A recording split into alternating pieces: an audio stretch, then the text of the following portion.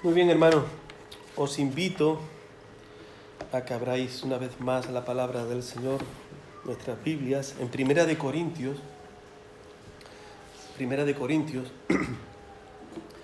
capítulo 1, y vamos a leer tan solamente 3 versículos, y 3 versículos en este saludo inicial que Pablo hace aquí a la iglesia en Corintios, y este saludo que define todo el resto de esta carta. Primera de Corintios, capítulo 1, versículo 1 al versículo 3. Dice la palabra del Señor: Pablo, llamado a ser apóstol de Jesucristo por la voluntad de Dios, y el hermano Sóstenes, a la iglesia de Dios que está en Corinto, a los santificados en Cristo Jesús, llamados a ser santos, con todos los que en cualquier lugar invocan el nombre de nuestro Señor Jesucristo, Señor de ellos y nuestro. Gracia y paz a vosotros, de Dios nuestro Padre y del Señor Jesucristo. Amén. Oramos una vez más. Señor, gracias te damos por tus palabras, Señor. Palabras, Señor, que salen de tu boca para enseñarnos, para instruirnos y para hacer de acuerdo a tu voluntad. Señor, ayúdanos a que realmente respondamos en obediencia a lo que tú, Señor, nos hable por medio de este tiempo. Te lo pedimos en el nombre de Jesús. Amén. Bien, hermano, aquí estamos viendo cómo Pablo está dirigiéndose a los cristianos que se encuentran en Corintio. Y para que estos presten atención en lo que les va a enseñar el apóstol Pablo, se presenta humildemente con su nombre actual, como seguidor de Jesucristo, y ya no más como Saulo de Tarso, perseguidor de la iglesia cristiana, que era lo que hacía el apóstol Pablo antes de encontrarse con el Señor Jesucristo, antes de que el Señor Jesucristo convirtiera su corazón, se revelase a Él y mostrase su persona a Él, y también mostrándose a Él era para Él ser llamado, como también la palabra del Señor nos dice aquí, llamado a ser apóstol de Jesucristo. Hermano, ser llamado a ser apóstol, esto era importante que el apóstol Pablo estuviera diciéndoselo a la iglesia para que entendiesen sus hermanos de que Pablo había tenido un encuentro con el Señor en el camino a Damasco, y que en este encuentro con el Señor, el apóstol Pablo había sido llamado para ser apóstol. ¿Y apóstol qué es? Apóstol es ser enviado. Cuando estamos hablando de ser apóstol, estamos hablando de ser enviado. El motivo por el que Pablo le escribe esta carta a esta iglesia es para instruirlo en el camino correcto en el que Dios sea siempre glorificado, siempre adorado. Esto nos recuerda que nosotros también en nuestros días necesitamos seguir escuchando la palabra de verdad, la palabra de Dios, de ser nosotros exhortados y seamos también instruidos para que nosotros andemos de acuerdo a lo que el Señor le place recibir de cada uno de nosotros. Hermanos, nosotros estamos aquí por Cristo, y cuando nosotros decimos que estamos aquí por Cristo es porque estamos mostrando de que nos queremos ser cómodos en situarnos en un estatus de decir, ya lo sabemos todo, ya tenemos un tiempo recorrido y ya yo entro en una fase por el tiempo recorrido y por la edad que tengo en una comodidad y en un conformismo. No, hermano, lo que siempre nos enseña la palabra del Señor es a no acomodarnos, a no conformarnos y a seguir hacia adelante poniendo siempre y por siempre la mirada en Cristo. Hermano, y para ello, él está aquí, el apóstol Pablo está aquí seleccionando el grupo de aquellos que no son conformistas, aquellos que no están buscando la comodidad dentro de la iglesia, para hablarle lo que le va a hablar más adelante a partir del versículo 4 en toda la carta de Primera de Corintios. Hermano, ¿y qué selección está aquí haciendo el apóstol Pablo? Bueno, aquí lo dice claramente a quién se está dirigiendo concretamente dentro de la iglesia. Aquí dice la palabra del Señor, dice a la iglesia de Dios que está en Corinto. Y dentro de la iglesia dice así, a los santificados en Cristo Jesús. Hermano, con esto el apóstol Pablo está diciendo, mira, yo me estoy dirigiendo primeramente a la iglesia, pero que sepáis que dentro de la iglesia hay aquellos que no son de aquellos que se conforman, de los que se acomodan, de los que ven que la iglesia está para servirlo a ellos, sino más bien que a la iglesia se va para servir a Cristo. Entonces, estos son el grupo de los santificados, que está diciendo aquí la palabra del Señor, a los santificados en Cristo Jesús, llamados a ser santos con todos los que en cualquier lugar invocan el nombre de nuestro Señor Jesucristo.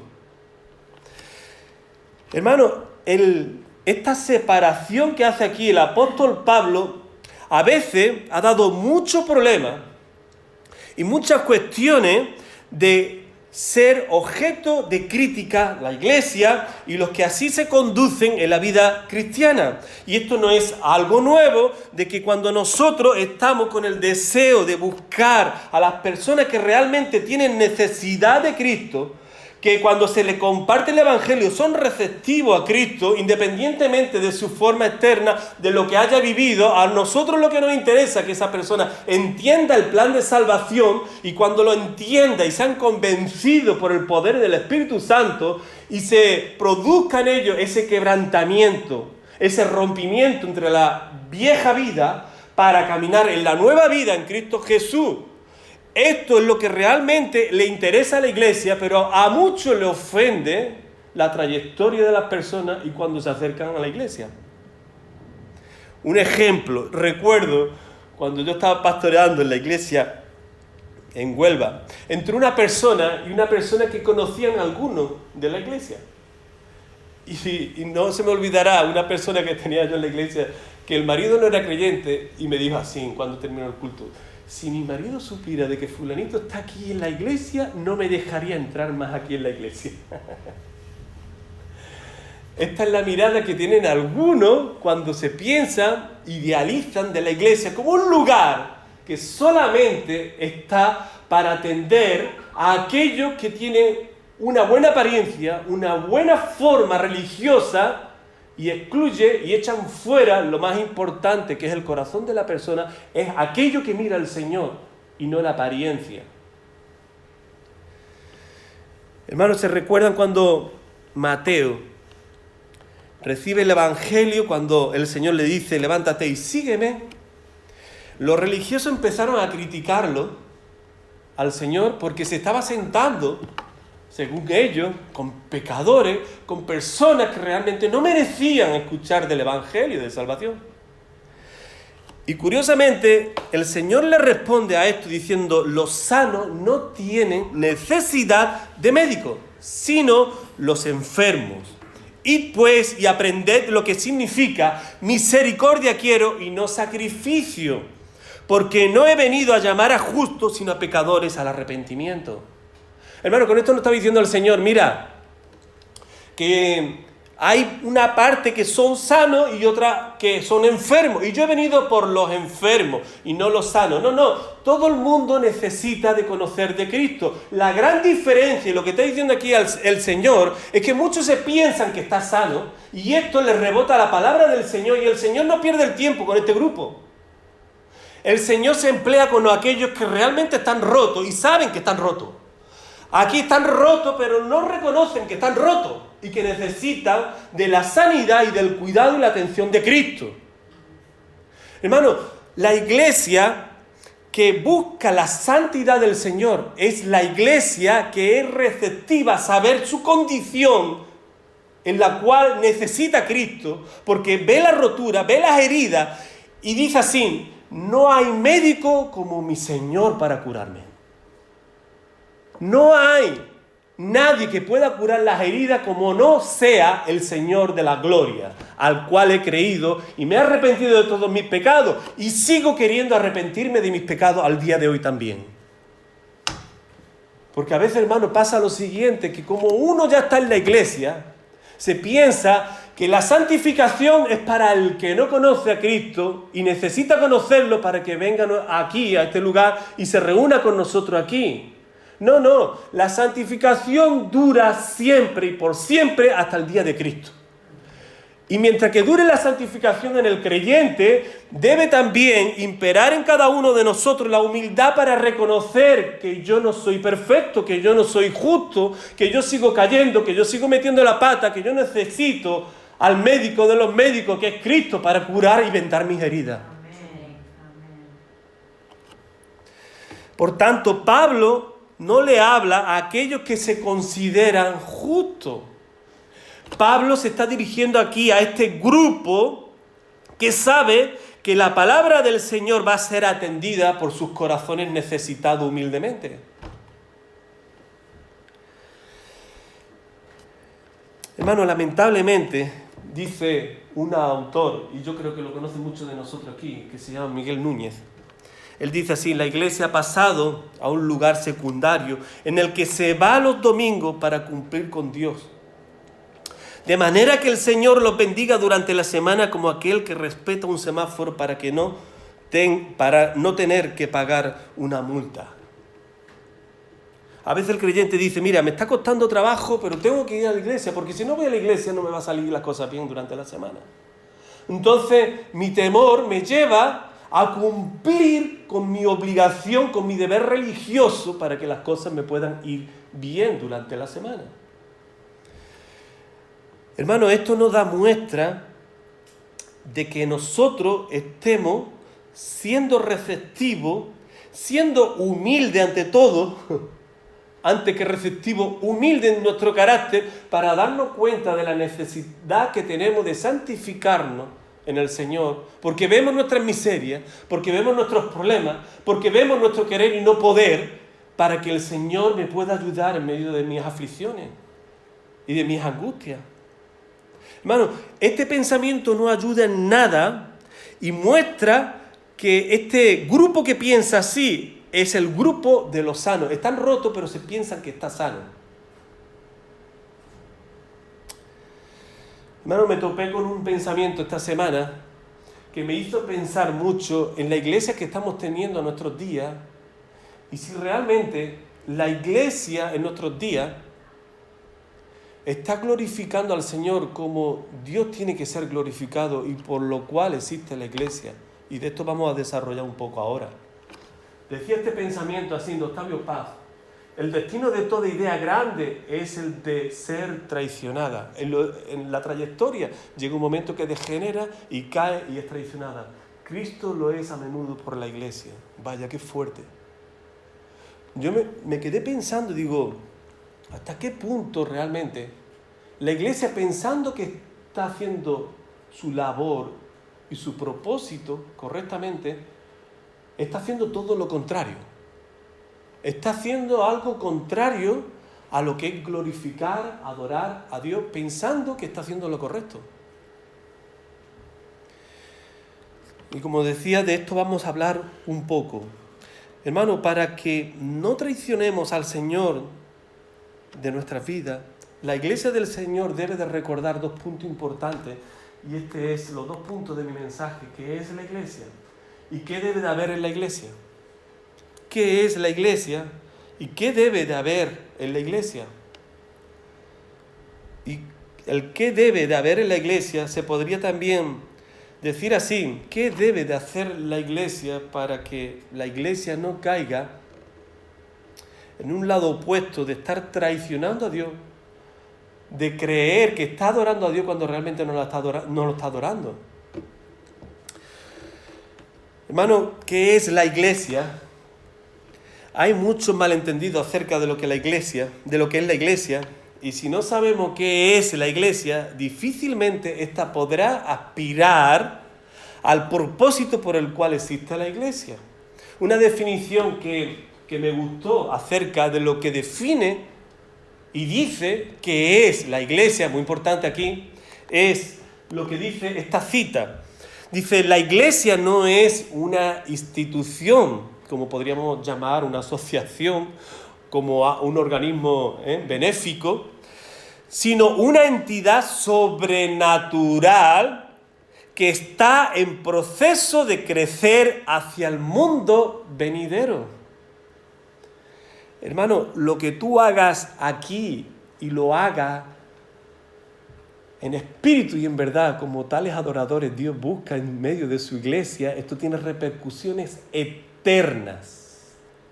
Es sobrenatural. Es algo que no se olvida, Dios no se olvida de cuando tú haces algo para la gloria de su nombre. Eso queda en el registro celestial para siempre. Y dice, es la esfera de acción del Señor resucitado y exaltado. Todos sus miembros están en Cristo y están unidos unos a otros por una relación sobrenatural. Todos sus dones y actividades son la continuación de la obra de Cristo por el poder del Espíritu Santo. Se originan en Cristo y son coordinados por Él hacia la meta final. Hermano, todo lo que nosotros hacemos aquí, estamos interesados de que sea por Dios y solamente por Dios. Y que tenga estas repercusiones eternas y celestiales y glorifique ante todo a Dios, sea porque Dios se está moviendo a través de nuestra vida por medio del Espíritu Santo. Así que aquí sobra lo que son las buenas acciones, mi buen hacer, lo que yo he aprendido. Y digo, lo que yo he aprendido en los círculos donde se me ha hablado de moralidad y de cosas buenas. No, aquí lo que impera y reina y debe de ser prioritario es que la presencia del Señor se mueva a través de mi vida, que yo me rinda como instrumento que no vale de nada en las manos del Señor, para que sus manos, que sí valen, hagan una labor poderosa a través de mi vida. Y decía esta cita, entonces la iglesia aparecerá en la era venidera como el pueblo de Dios unido en una congregación ante el trono, como la ciudad celestial, la nueva Jerusalén. Lo repito, entonces la iglesia, si cumple todo lo que está aquí, no está aquí esta conclusión, entonces la iglesia aparecerá en la era venidera como el pueblo de Dios unido en una congregación ante el trono como la ciudad celestial, la nueva Jerusalén. Hermano, la iglesia de hoy necesita volver a preguntarse, ¿cuál es el propósito número uno de la iglesia? ¿Cuál es el propósito número uno de la iglesia? Y la respuesta es clara y la tenemos en la palabra del Señor. Es glorificar a Dios. Qué fácil y qué difícil a la vez. ¿Por qué? Porque nosotros pretendemos siempre poner de nosotros mismos para hacer las cosas para que el nombre del Señor sea glorificado. Y cuando yo pongo de todo de mí, pasa lo siguiente, que ya no está el corazón del poder de Dios obrando a través de nuestra vida, sino que está nuestro yo. Y cuando metemos nuestro yo, estamos diciendo, no, yo sé. Yo sé lo que hay que hacer, y el yo mismo nos lleva, sin querer, queriendo, a recibir gloria de los hombres para mí, no para Dios. Llevo a las personas hacia mí y no para Dios. Así que yo lo que necesito entender, que la manera que Dios recibe gloria es cuando yo entiendo de que yo he sido escogido por Dios antes de la fundación del mundo para que el propósito sea no yo, sino Él en mí, para que su nombre sea glorificado. Hermano, Efesios capítulo 1, versículo 4 en adelante, Efesios capítulo 1,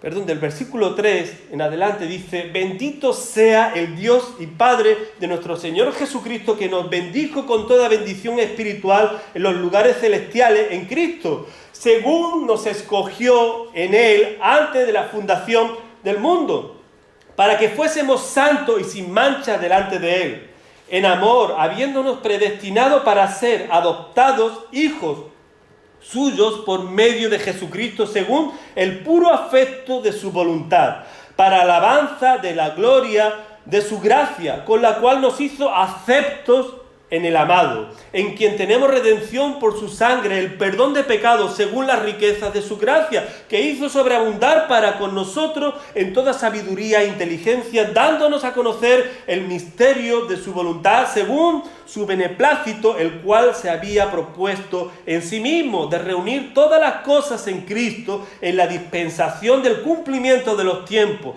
así las que están en los cielos como las que están en la tierra. En él asimismo tuvimos herencia, habiendo sido predestinados conforme al propósito del que hace todas las cosas según el designio de su voluntad, a fin de que seamos para alabanza de su gloria. Nosotros, los que primeramente esperábamos en Cristo, en él también vosotros, habiendo oído la palabra de verdad, el evangelio de vuestra salvación, y habiendo creído en él, fuisteis sellados con el Espíritu Santo de la promesa, que es las arras de nuestra herencia hasta la redención de la posesión adquirida para alabanza de su gloria.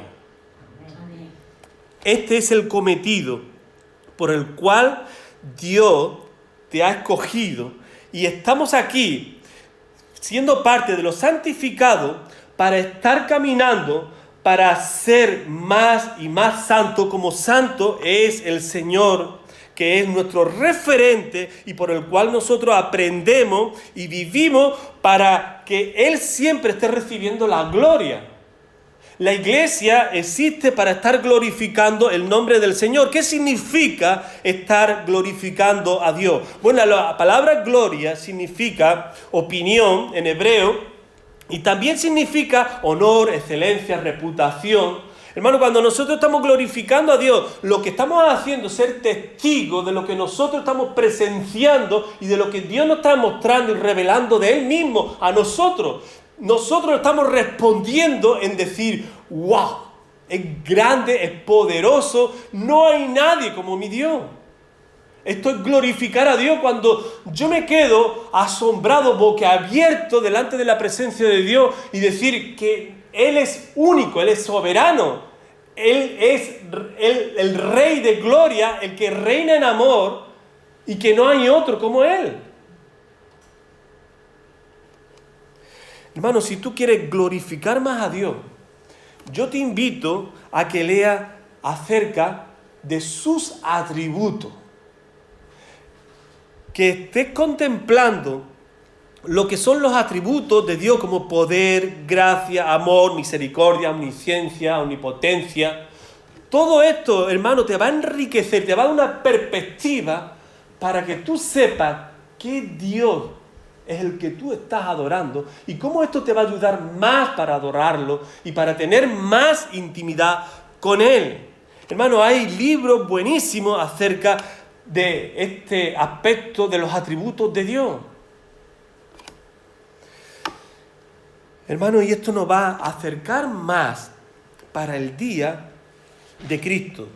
Hermano, dice en capítulo 7 de Apocalipsis, en el versículo 9 en adelante: después de esto miré y he aquí una gran multitud, la cual nadie podía contar, de todas las naciones y tribus y pueblos y lenguas, que estaban delante del trono y en la presencia del Cordero, vestidos de ropa blanca y con palmas en las manos, y clamaban a gran voz diciendo: la salvación pertenece a nuestro Dios, que está sentado en el trono, y al Cordero. Y todos los ángeles estaban en pie alrededor del trono y de los ancianos y de los 4 seres vivientes, y se postraron sobre sus rostros delante del trono y adoraron a Dios, diciendo: amén.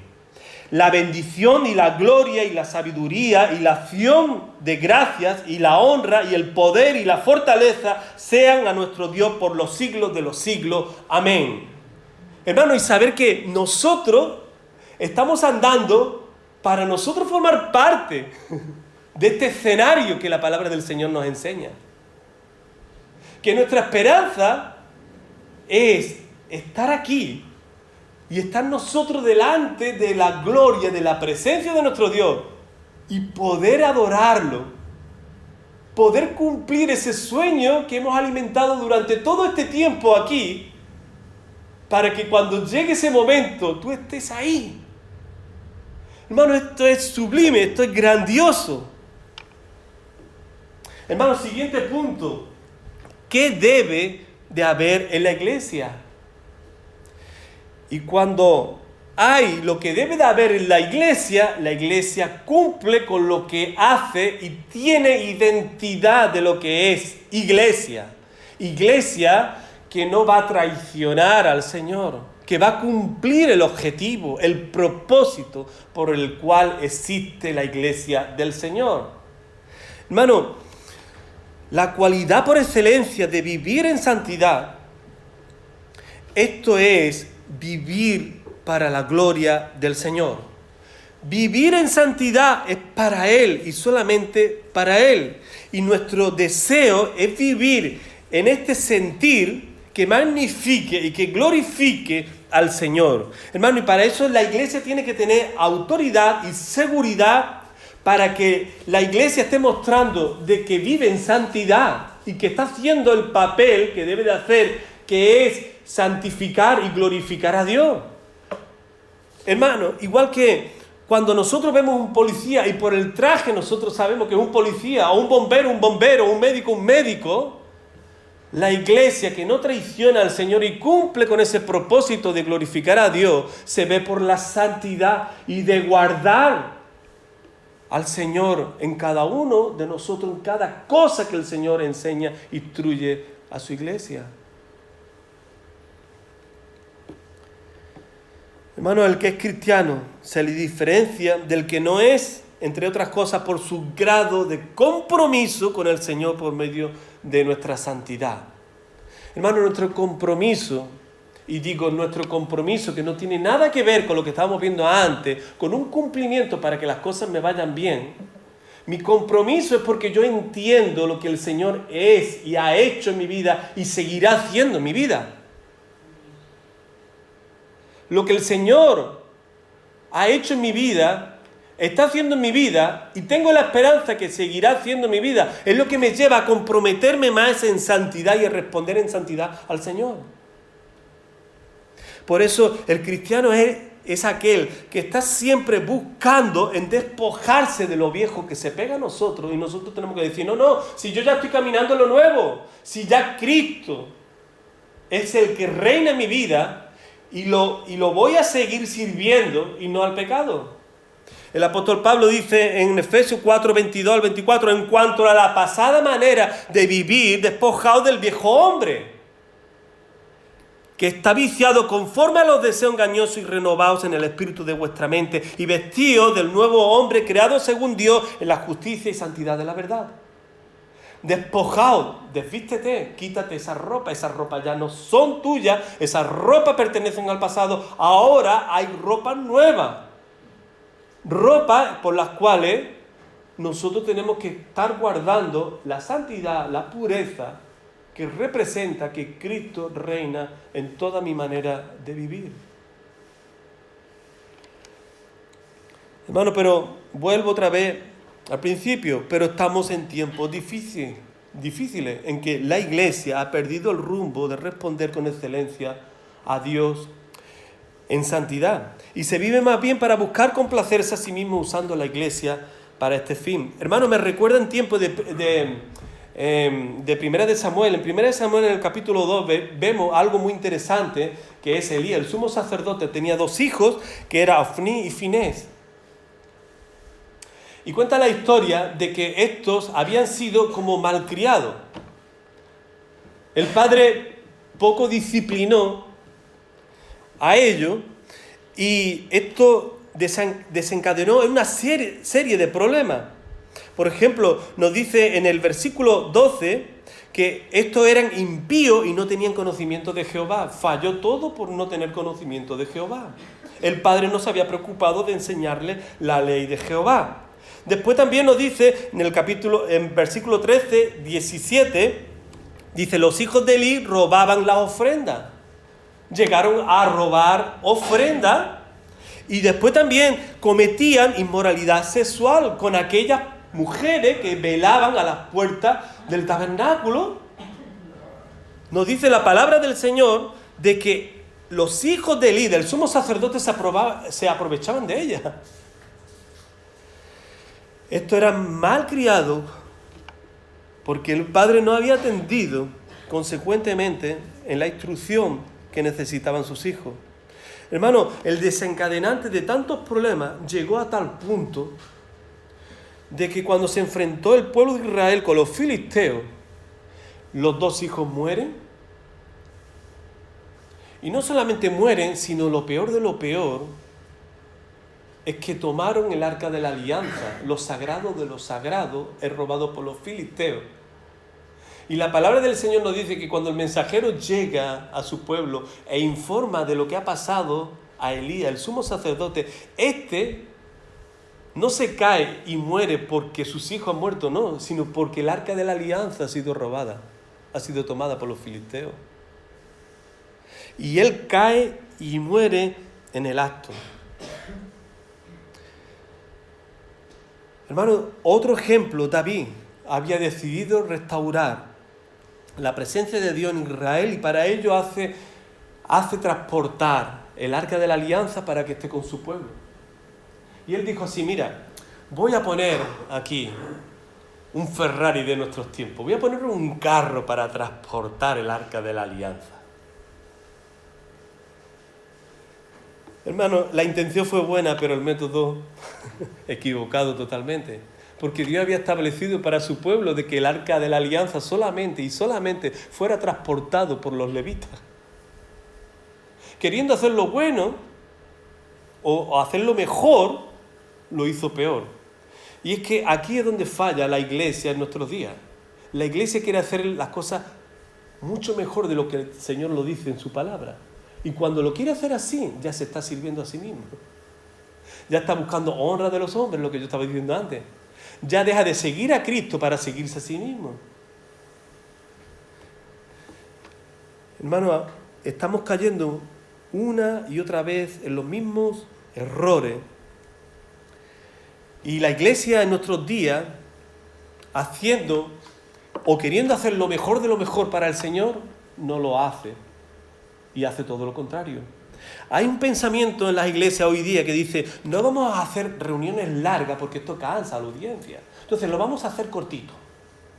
Lo vamos a hacer cortito para que la gente, pues, salgan satisfecha.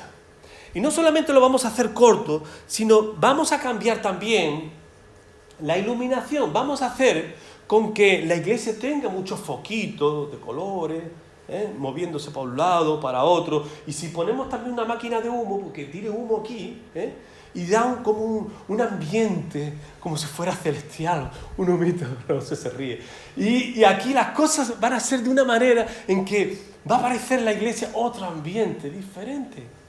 Y si a esto le vamos a poner también un mensaje que vamos a intentar de no desagradar a la gente. Entonces, no hablemos tanto de pecado. Pecado es para las personas que ya son creyentes. No hablemos de pecado.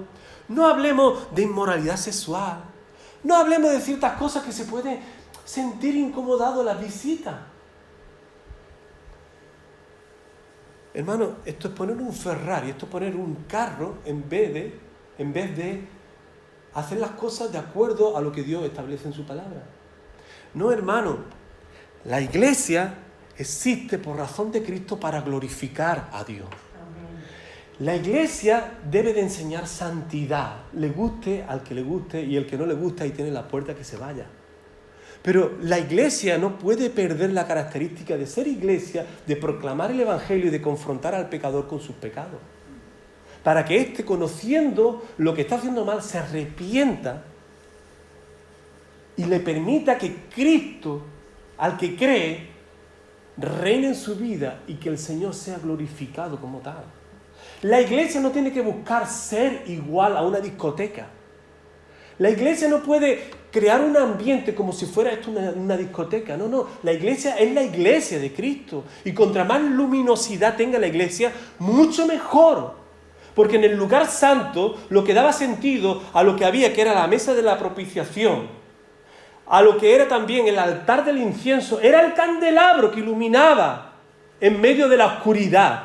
Y el candelabro tenía que estar dando sentido a lo que había, y si no tuviera el candelabro se vería todo oscuro, lo cual no era la intención y la voluntad de Dios. Tenía que estar el candelabro iluminando lo que había allí, que representaba que Dios tenía su corazón para el pueblo de Israel, porque la mesa de la propiciación eran los panes que representaban las tribus de Israel. Y el incensario eran las oraciones que Dios nunca se olvida de las oraciones de su pueblo.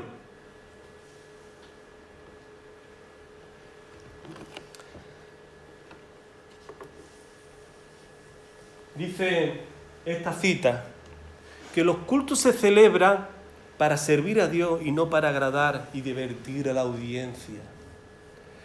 No son celebrados para que nosotros nos sintamos bien, sino para que Él se sienta bien. Y aquí viene la cuestión. Lo que tú haces, ¿lo haces para ti o lo haces para Él? Porque hasta donde yo sé y entiendo, lo que me trae a mí a la iglesia es Él. Y es para Él. Y es en Él que yo le quiero dar adoración. Hermano, decía también que cuando Uza puso las manos en el arca, cuando estaba transportado por bueyes, por animales, en el carro, y estaba tropezando, Uza puso la mano y él murió en el acto. Algunos comentarios dicen que él puso la mano por el grado de familiaridad que tenía con el arca. Había cogido tal confianza que había perdido de vista el temor a Dios. Y había puesto la mano como si tal cosa. Yo creo que hemos caído en nuestros tiempos en una familiaridad tal por el Señor que pensamos, no pasa nada. No pasa nada. Si yo hago esto, si yo hago lo otro dentro de la iglesia. Dios conoce mi corazón, se justifica a las personas diciendo, Dios conoce mi intención. No, hermano, no nos engañemos. Nosotros tenemos que ser obedientes al Señor y lo que el Señor dice en su palabra, y solamente a su palabra. No le añada más de lo que Dios nos dice en su palabra. Sigue guardando el temor a Dios, pero lógicamente el temor viene por el conocimiento de la palabra del Señor, y esto está faltando en la iglesia hoy día, el conocimiento de la palabra del Señor para ser más reverente, para ser más temoroso, para ver más respeto, para ver más solemnidad. Todo esto se está perdiendo dentro de la iglesia. De modo, hermano, que llegamos aquí a lo que dice John Owen, un puritano de la iglesia, y dice: la santificación es una cualidad indispensable, necesaria para quienes estén bajo la conducción de Jesucristo hacia la salvación. Él guiará al cielo solamente a quienes santifiquen en la tierra. El Dios santo no recibirá personas no santas. Nuestro Señor, cabeza de la iglesia, no admitirá miembros muertos ni llevará a las personas hacia la posesión de una gloria que nunca hayan amado o gustado. Hermanos, sigamos adelante, poniendo nuestra mirada solo y exclusivamente en el Señor, pongamos nuestra confianza en Él y busquemos hacer lo que la palabra del Señor solamente y solamente nos dice. Hermanos, y nosotros estaremos agradando al Señor en esta santidad que el Señor nos dice: sed santo como yo soy santo. Y termino con este texto antes de terminar en oración. Efesios 5, 25 al 27 dice: así como Cristo amó a la iglesia y se entregó a sí mismo por ella, para santificarla, habiéndola purificado en el lavamiento del agua por la palabra, a fin de presentársela a sí mismo, una iglesia gloriosa que no tuviese mancha, ni arruga, ni cosa semejante, sino que fuese santa y sin mancha. Amén. Terminamos en oración antes de pasar a celebrar la cena del Señor. Señor, te alabamos, te damos las gracias, Señor. Gracias, Señor, por recordarnos una vez más, Señor, que este lugar donde nosotros estamos, Señor, es un lugar santo. Es un lugar para santificarte a ti.